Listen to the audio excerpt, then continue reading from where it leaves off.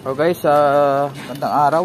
Para tayo ditong Mikata na washing machine 6.5 kilograms. Reklamo ni customer, umiikot naman daw yung motor pero so, tingnan natin. Ito, saksak natin. Ayan, saksak natin guys. Ayan. Tapos i-on natin yung kanyang timer.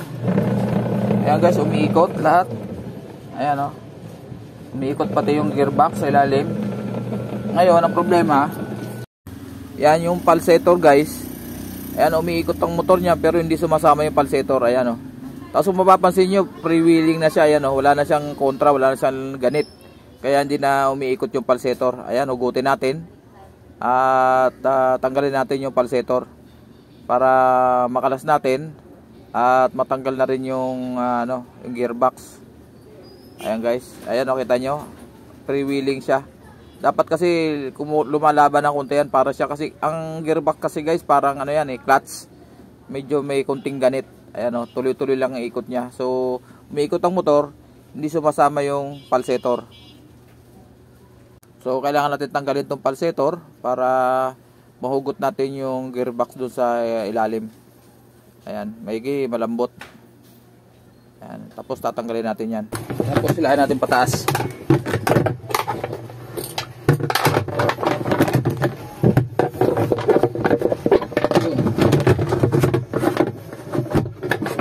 Yun, tanggal guys. Ayun guys, yung mga tornilyo niya. 4 lang naman to, tsaka 2 sa gilid magkabila. Ayun, ito. Gamit tayo ng mahabang Phillips screw. Ayan, para napipit natin ng maayos.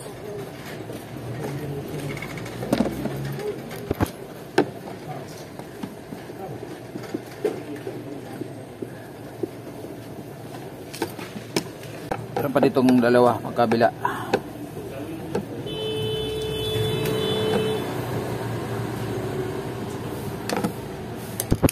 Ito.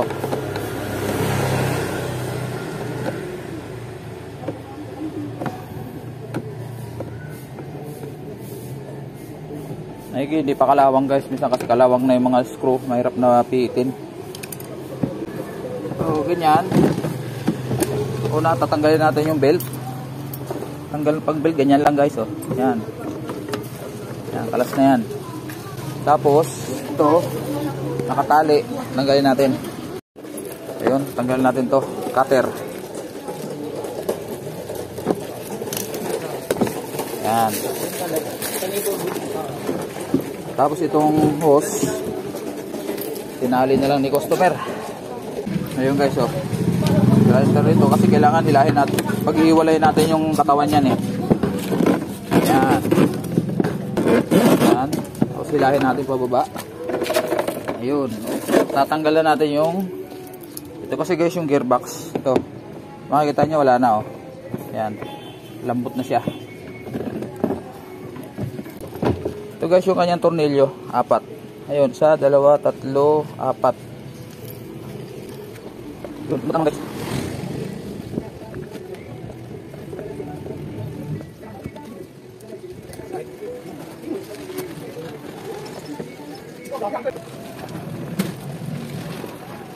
Ayun guys, gamit lang tayo ng clutch screw. Lalay lang ang pagsikwat para mabutas yung kanyang body. Lalay lang. Yun. Yan guys, tanggal na. Ang bago natin palitan ng bago, linisin natin to. Yan. Kailangan lapat na lapat yan kasi yung pinakang gasket niya. Yan. Tapos kuha tayo ng gearbox. So guys, ang nangyari ito, sabi kasi ni customer kanina, tsaka yung kasama niyang nagbaklas, sampura yung ngipin nung kanyang gearbox. At sabi ko, meron ako stock, 10 ngipin. Pero nung binilang ko, to yung luma niya, nung natanggal ko na, 11. So, pag 11, di po pwede. Kasi ito, sakto to dito, 11 ang ngipin nung kanyang pulsator. Siyempre, kailangan 11 din yung ngipin nung kanyang gearbox.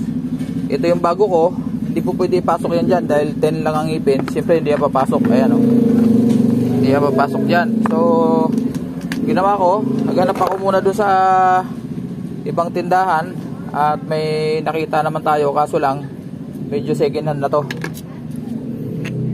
So papansin nyo to, yung kanya, tinan nyo, ayan o. So umiikot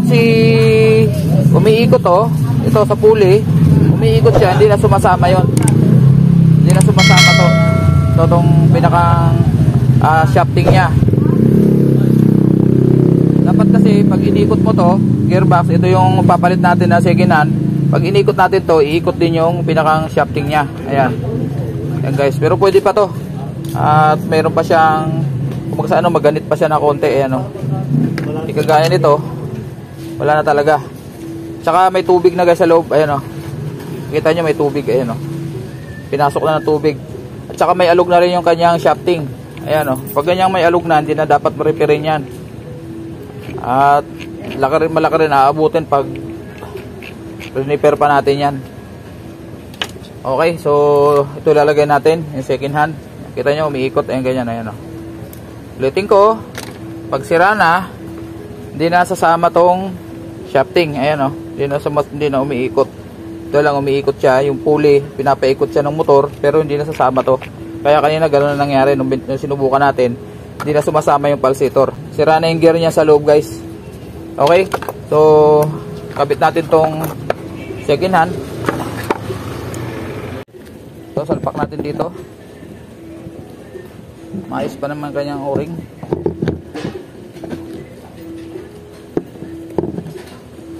Sa apat, yung mataas. Yan. Ayan guys. Ayun, ito yung kanyang mga screw. Pwede pa naman yung kanyang screw.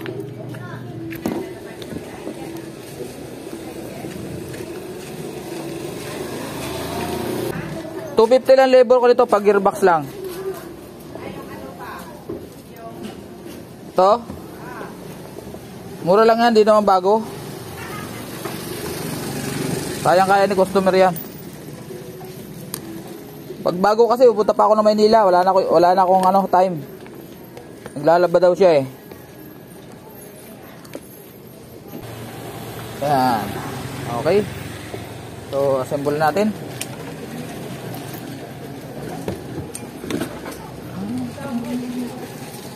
Close na.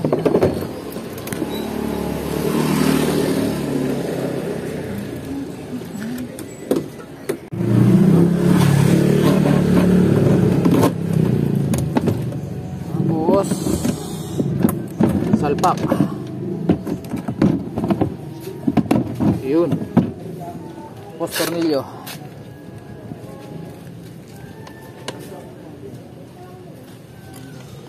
Patingala na naman yung aking yan.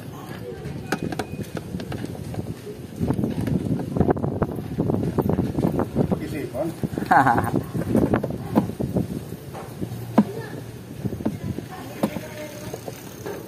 Yan. Tapos tornilyo dito.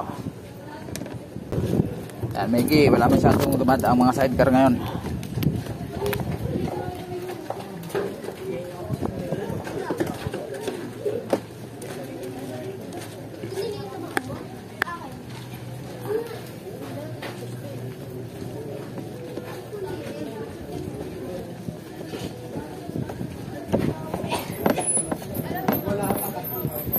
Yan, tapos sa gilid, dalawa. Ito.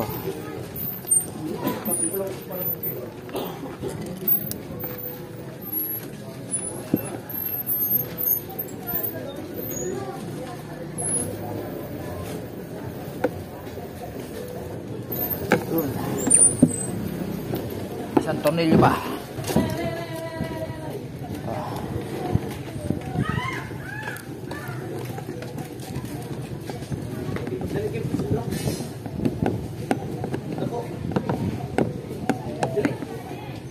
Yun.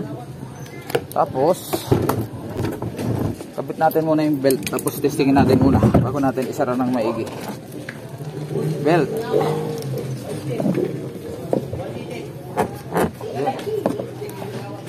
Yun. Dito muna sa maliit, dito sa pinakamotor, bago dito. Sasampa natin dito yung tong kabilang side, tapos ipihitin natin na pag ganun. Ganun lang pagkabit guys ng belt. Yun. Okay na siya. Ayun, sakto na siya. Ito natin.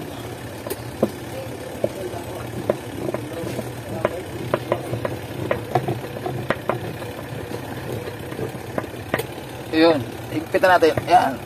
Ayan. Tapos saksak natin. Ito. Saksak. Tapos ayun, guys, oh. May ikot na. Testing. Testing natin. Ayun. Ayun, guys, kita nyo. Sumasama na yung pulsator. Bukan natin pigilin. Ayan, malakas, guys. Hindi kaya pigilin. Kasi pag mahina na rin yun, mapipigilan po to. Ayan, guys, malakas siya. So, okay na yung ating trabaho. Ayan. Nakapaglaban na si customer. Pag mahina na yung pulsator, yung gearbox, guys, mapipigilan nyo na rin yan.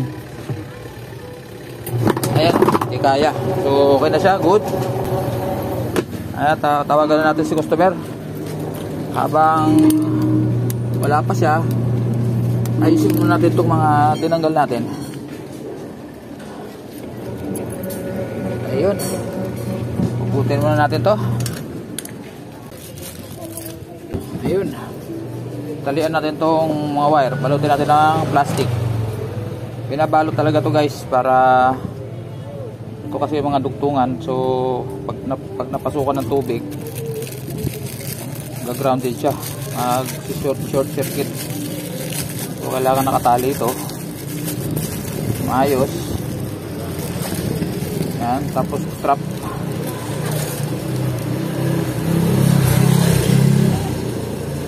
Yan.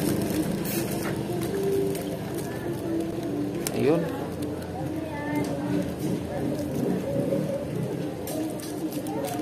Tapos ang paglagay nyo sa ilalim dito, patayo. Yan, nakataas yung para hindi pumasok yung tubig kung sakaling may tatapon. Okay na yan. Takpan na natin. Yun. 3 tornilyo.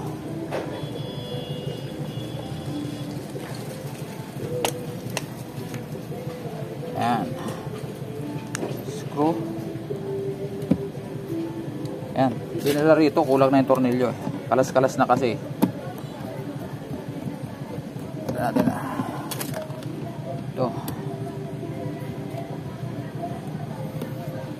Tapos yung isa.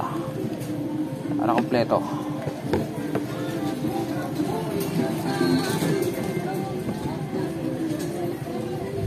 Ayan. So, ito. Nakatali lang dito yan. Ayun, maraming salamat, guys, sa inyong pagsubaybay. Ayan na, gumagana na yung washing ni customer na sira yung gearbox. Ayan, nakakapaglaban na siya. Ayun, sa mga bago kong mga bisita sa aking maliit na bahay, please like, share, and subscribe at pakipindot na rin yung notification bell sa taas para updated po kayo sa mga susunod pang mga video, kagaya ng pagre-repair ng sari-saring mga appliances natin, gaya nitong washing machine. At yun, sa mga dati ko ng mga supporter, maraming salamat sa inyo. Sa mga subscribe sa aking channel na patuloy na pagtitiwala, maraming salamat po sa inyo lahat. God bless po sa ating lahat. Matsuki TV po. Bye bye.